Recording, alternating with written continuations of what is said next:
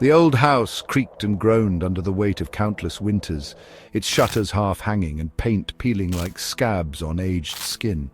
It was here, deep in the woods of Northumberland, that 17-year-old Emily unearthed her family's history, a past soaked in horror and shadow. She had always felt something was wrong with the house. The unease wasn't born of its age or isolation. It was something deeper, almost alive.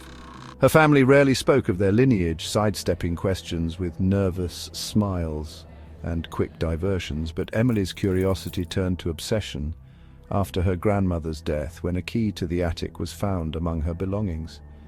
With the key clenched in her trembling hand, she ascended the narrow staircase one moonless night, the air thick with dust and dread. The attic was a tomb of forgotten objects, steamer trunks, broken furniture, and boxes packed with brittle, yellowed paper.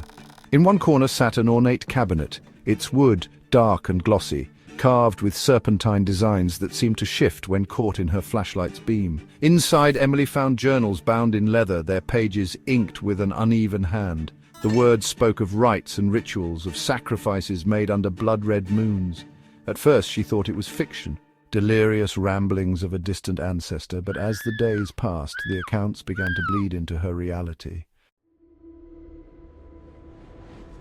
The journals painted a picture of a family deeply enmeshed in the occult. Her great-great-grandfather, Elias Harker, had been a ringleader of a clandestine cult that worshipped a being they called the Hunger.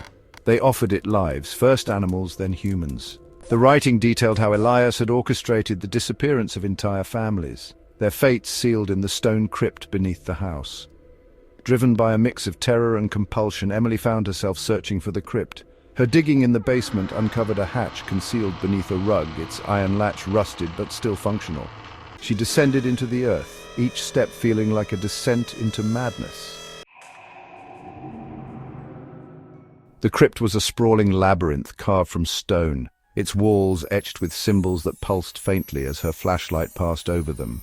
The air was damp, carrying a metallic tang that clung to her tongue. Decomposed remnants of animals littered the floor, their twisted forms nearly unrecognizable. As she ventured deeper, she found something worse, a chamber filled with human remains. Skulls grinned at her from the darkness, their sockets accusing and eternal. In the center of the chamber stood an altar, blackened with age and crusted with what she could only assume was dried blood. Above it, a grotesque mural depicted the Hunger, a mass of writhing tendrils and gaping maws, devouring its screaming victims. She stumbled backward, nausea rising as the implications of her family's crimes consumed her. She tried to tell herself it was all ancient history, that the horrors she read about and now saw were the sins of long-dead ancestors. But as the days wore on, strange things began to happen. She awoke to the sound of footsteps pacing outside her door, though no one was there. The symbols from the crypt appeared on her bedroom walls, etched in a dark, sticky substance. She started finding dead animals around the house, a crow on the windowsill, a rabbit on the porch, their bodies mutilated in patterns eerily similar to those described in the journals. One night, as sleep eluded her, she felt something watching her. She turned over to see a figure standing at the foot of her bed.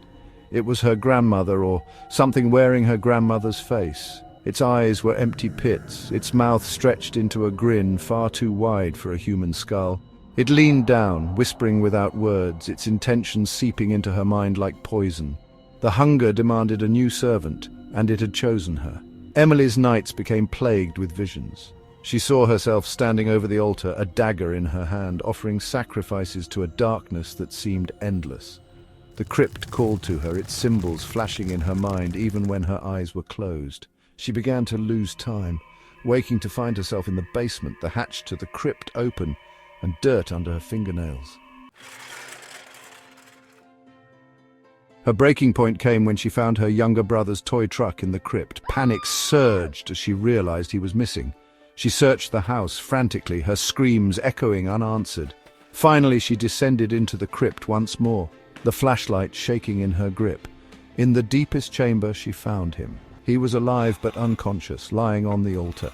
Surrounding him were figures cloaked in shadows, their forms indistinct but undeniably human. They chanted in a language that scraped against her sanity. Something ancient and unspeakable stirred in the darkness, its tendrils slithering into the chamber, drawn to the boy. Emily acted on instinct, grabbing a loose stone and swinging it wildly at the figures. They dissolved into ash, with inhuman screeches, their forms scattering like smoke in the wind. The tendrils hesitated, retreating into the shadows as if denied their feast.